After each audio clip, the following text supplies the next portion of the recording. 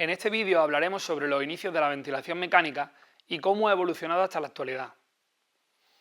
Los orígenes de la ventilación mecánica se remontan al siglo XVI, cuando en 1543 Andreas Vesalius se atrevió a realizar una traqueotomía a un perro y con tan solo una caña y un fuelle consiguió introducir aire en sus pulmones.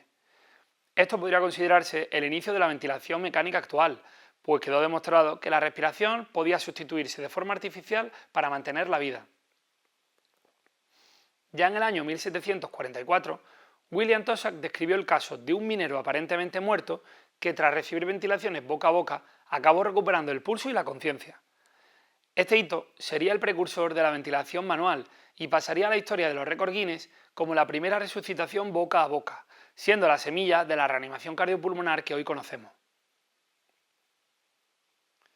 Con el auge de la reanimación empezaron a desarrollarse distintos aparatos para la ventilación a presión positiva. Uno de ellos fue el sistema de doble vía que ideó el cirujano inglés John Hunter en 1775.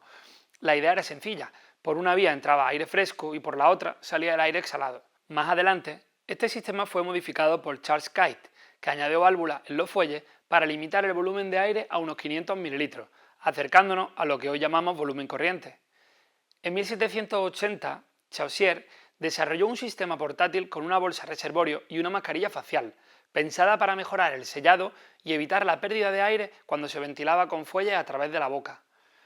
A pesar de todos estos avances, la ventilación a presión positiva se empezó a asociar a diferentes complicaciones, como un mal manejo de secreciones, infecciones concomitantes y casos de muerte por neumotórax. En este contexto, en la primera mitad del siglo XIX surgen los primeros intentos de ventilación con presión negativa, que se creía mejor pues intentaba imitar la respiración fisiológica. En 1832, John Dalziel diseñó una caja hermética en la que se introducía el paciente sentado en su interior. Al reducir la presión alrededor del tórax, el aire entraba de forma pasiva en los pulmones.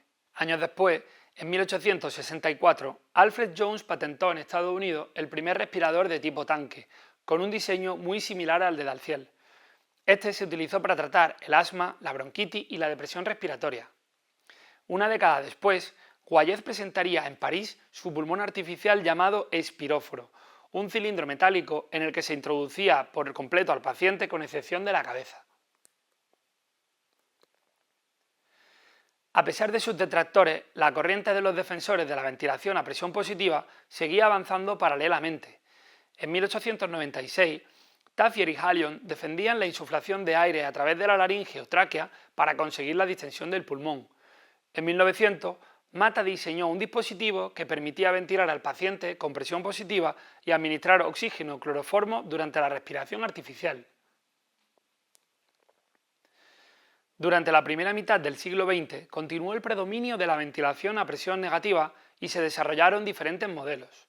Uno de ellos fue el respirador de tipo coraza, que era una especie de escudo que cubría únicamente la caja torácica. Al generar una presión negativa mediante un fuelle de pie, provocaba la entrada pasiva de aire en los pulmones.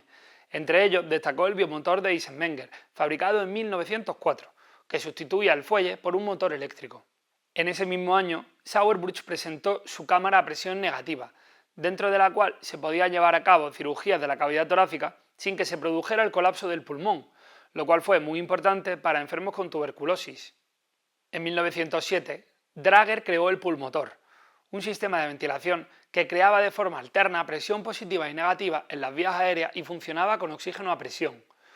Este aparato era capaz de sustituir la respiración con un patrón de tiempo constante.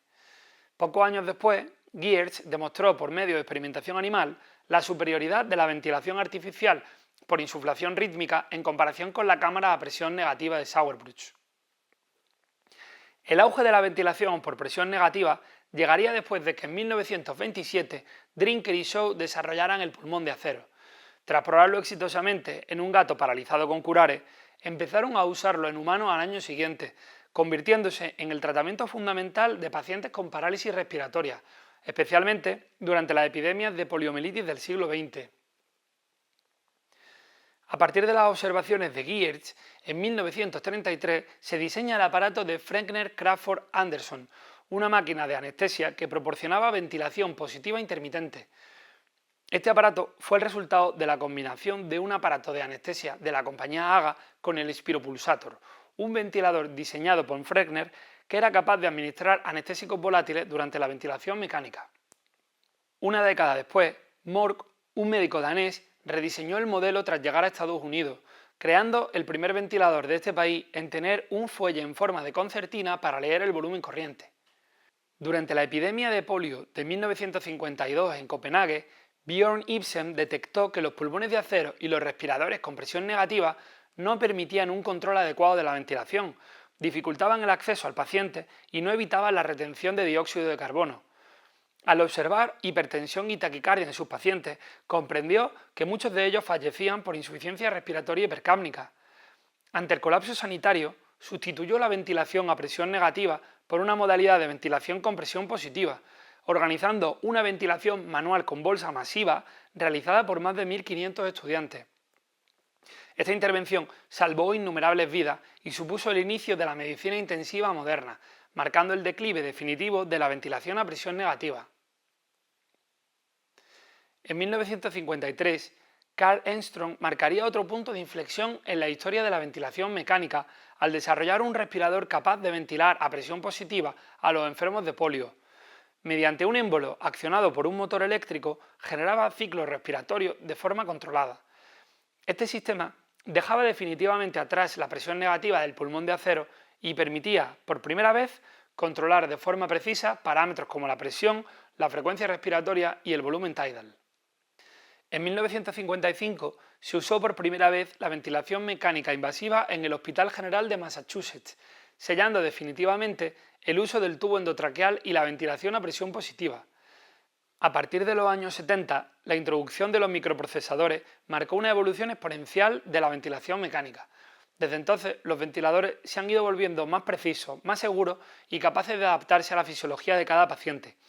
Todo este recorrido histórico nos lleva a la ventilación que utilizamos hoy en día en anestesia y en cuidados intensivos, una herramienta compleja pero imprescindible en la práctica clínica moderna.